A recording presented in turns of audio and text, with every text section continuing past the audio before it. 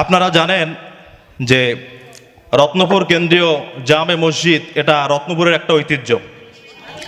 এখানে প্রায় দীর্ঘ ৩০ বছর পর্যন্ত জনাব অধ্যক্ষ মাওলানা মিজানুর রহমান সাহেব সম্মানের সহিত এখানে ইমামতি করে আসেন। কোনো ব্যক্তি তার সামনে হাত তুলে কথা বলার সাহস বিগত দিনে করতে পারে নাই।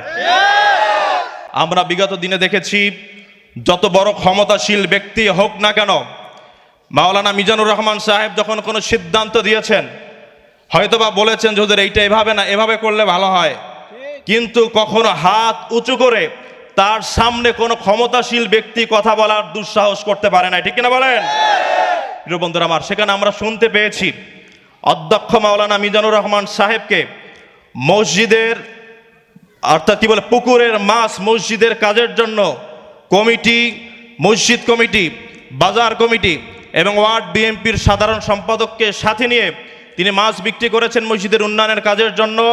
কিছু সংখ্যক ব্যক্তি যাদের উদ্দেশ্য ভালো নয়, তারা একজন সম্মানিত ব্যক্তিকে চোর বলে আখ্যায়িত করেছেন। প্রিয় বন্ধুরা আমার, আমি এর তীব্র নিন্দা ও প্রতিবাদ জানাই। আপনারা জানেন ইমাম শব্দের অর্থ হচ্ছে নেতা। আচ্ছা বলুন তো, ইমাম যদি চোর হয়, চোরের পিছনে নামাজ পড়া কি জায়েজ?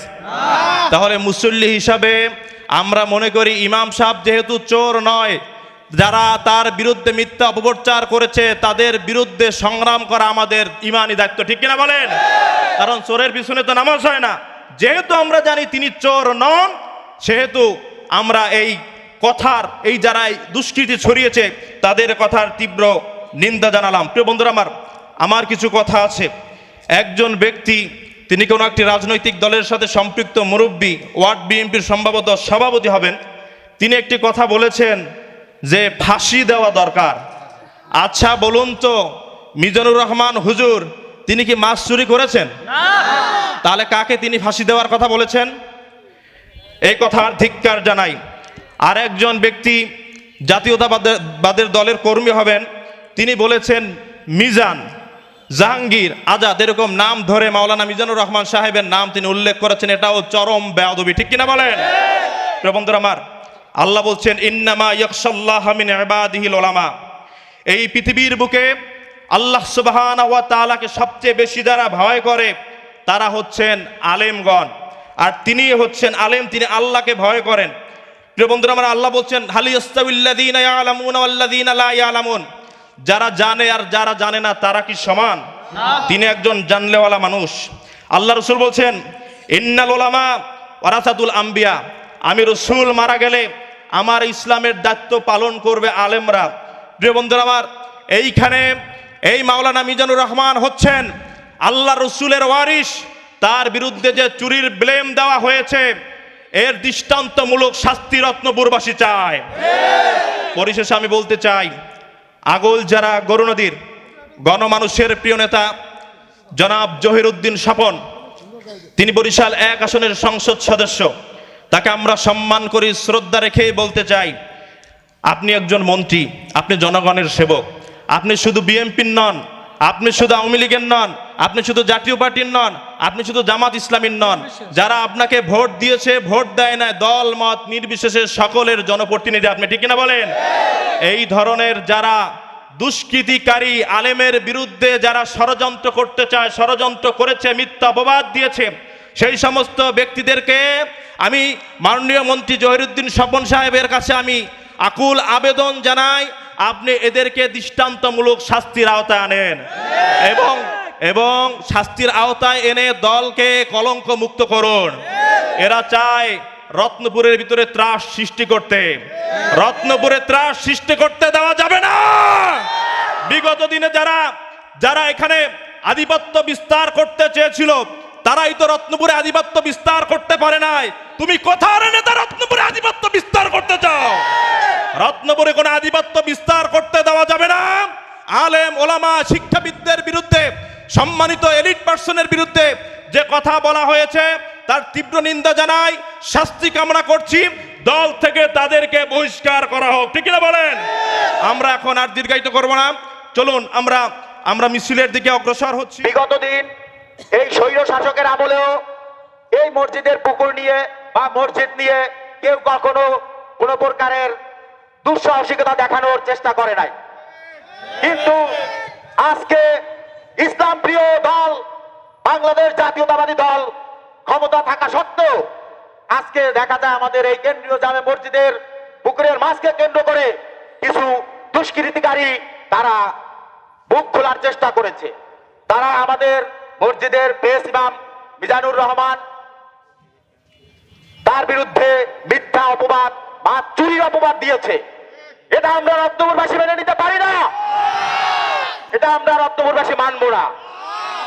আমাদের ইমাম সে আমাদের ছোটবেলা থেকে শিক্ষা দিয়েছে, সে আমার ওস্তাদ, সে আমার গুরু, তার কাছে আমি শিক্ষা গ্রহণ করেছি। সেই সুবাদে আমি আমার টিচারের বা আমার শিক্ষকের নামে কলঙ্ক লিপিত হবে সেইটা আমি কখনোই চাইব না, আর সেটা আমি মানব না।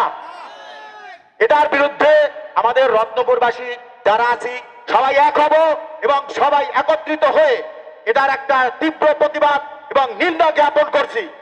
এবং এই যারা এই মিথ্যা অপবাদ দিছে এবং এর সাথে আমাদের মসজিদের যে ক্যাশিয়ার আছে